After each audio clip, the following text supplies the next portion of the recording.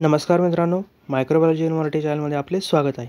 तर या व्हिडिओमध्ये आपण नॉझी म्हणजे न्यूक्लिअर ओव्हर अवसर इफेक्ट स्पेक्ट्रोस्कोपी हा टॉपिक आपण डिस्कस करणार आहोत.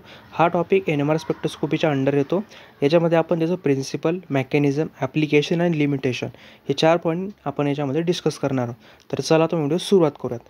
सर्वात प्रथम न्यूक्लिअर ओव्हर अवसर इफेक्ट स्पेक्ट्रोस्कोपी ही एक 2 डायमेन्शनल NMR टेक्निक आहे आणि याच्याद्वारे आपण जे काही क्लोजली म्हणजे स्पेटल जे काही प्रॉक्झिमेटली जे काही न्यूक्लिया असतील म्हणजे क्लोजली रिलेटेड जे काही न्यूक्लिया असतील त्याच्या डायपोल इंटरॅक्शनद्वारे त्याचं डिटर्मिनेशन आपण करू शकतो. पर्टिक्युलरली जर आपण पाहिलं तर याच्यामध्ये आपण 3 डायमेन्शनल स्ट्रक्चर जे काही मॉलिक्युलचे ते आपण स्टडी करतो.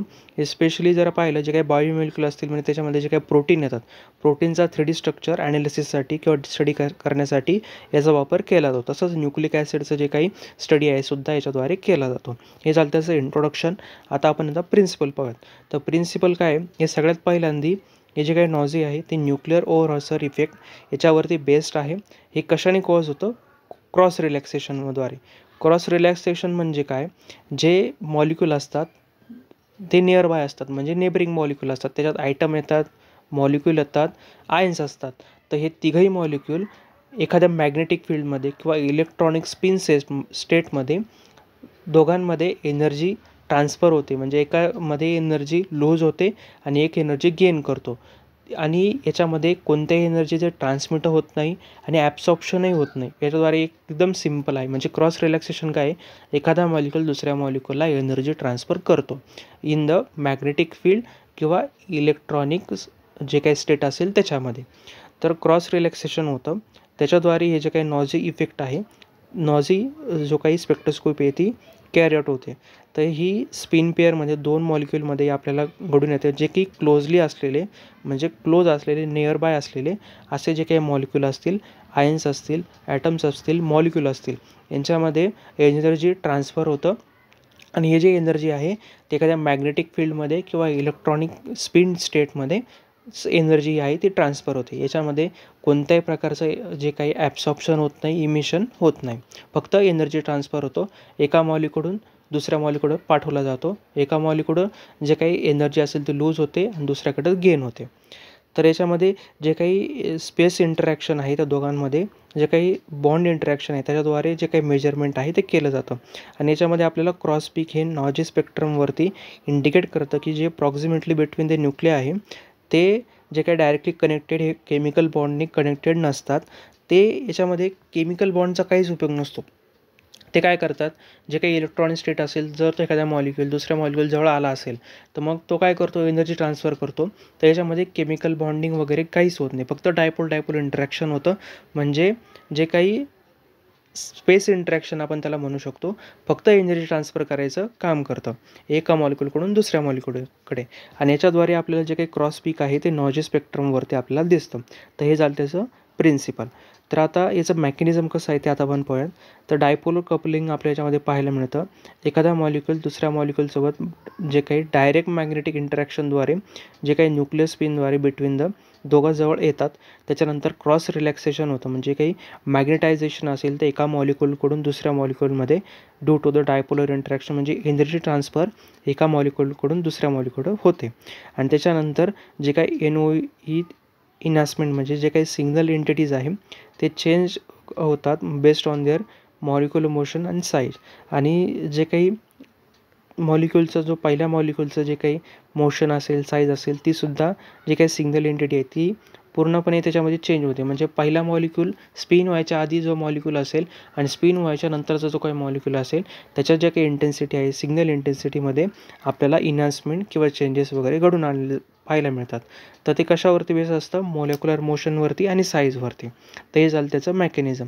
एकदम सिम्पल आहे. म्हणजे एखादा मॉलिक्यूल एखाद्या डायरेक्ट मॅग्नेटिक इंटरॅक्शनद्वारे न्यूक्लिअर स्पिन होतं त्यांच्यामध्ये दोघी मॉलिक्यूलमध्ये. म्हणजे आपण उदाहरणार्थ घेऊयात, आपण NMR स्पेक्ट्रोस्कोपीमध्ये कसं बघतो की एखादा त्याच्यामध्ये मॅग्नेटिक असतं, त्याच्यानंतर सॅम्पल असतं. मॅग्नेटिक प्रोव्हाइड केल्यानंतर न्यूक्लिअर स्पिन व्हायला चालू होतं आणि न्यूक्लिअर स्पिन झाल्यानंतर ते काय करतो, जर एखादा मॉलिक्यूल एखाद्या मॉलिक्यूलजवळ आला तर मग तो काय करतो, एनर्जी ट्रान्सफर करतो.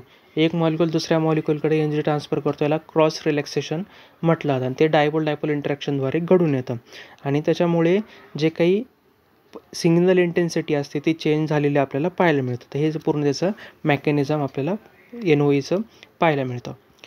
तर हे जे काही एक्सपेरिमेंटल सेटअप आहे तो पहिल्यांदा काय केला होता, 3+ जे काही सिक्वेन्स आहे ते आधी ट्रान्सफर केलं होतं मॅग्नेटायझेशन बिटवीन द न्यूक्लिया. त्याच्यानंतर मिक्सिंग टाईम होतं, जो काही क्रॉस रिलॅक्सेशन ऑकर होतं ते दोघंही क्लोज न्यूक्लियाचं. आणि त्याच्यानंतर एक रिझल्ट आपल्याला मिळतो 2D स्पेक्ट्रम, जो की डायग्नोल पीक किंवा सेल्फ जे काही कोरिलेटेड सिग्नल आपल्याला मिळतं किंवा क्रॉस पीक म्हणजे NOE इंटरॅक्शन त्याच्यामध्ये घडून आलेलं आहे.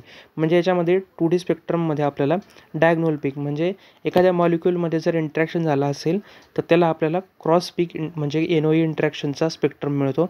आणि जर समप्रमाणामध्ये जर त्याच्यामध्ये जे एनर्जी आहे ते ट्रान्सफर झाले असेल किंवा दोघेही मॉलिक्यूल सेम असल्यामुळे त्यांच्यामध्ये एनर्जी ट्रान्सफर झालेली नसेल किंवा याच्याकडं पण एनर्जी सेम आहे आणि याच्याकडं पण एनर्जी सेम आहे, त्याच्याकडं त्याला एनर्जीची गरज लागत नाही, तर मग त्याला म्हटलं जातं सेल्फ कोरिलेटेड सिग्नल, म्हणजे दोघांच्या सेम आहे.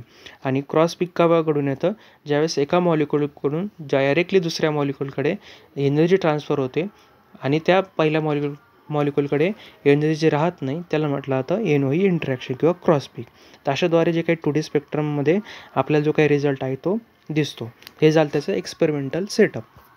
त्याच्यानंतर ॲप्लिकेशनचा जर विचार केला तर याच्यामुळे आपण प्रोटीन जे काही बायोमॉलिक्यूल आहे त्याचं स्ट्रक्चर आपण आयडेंटिफाय करू शकतो.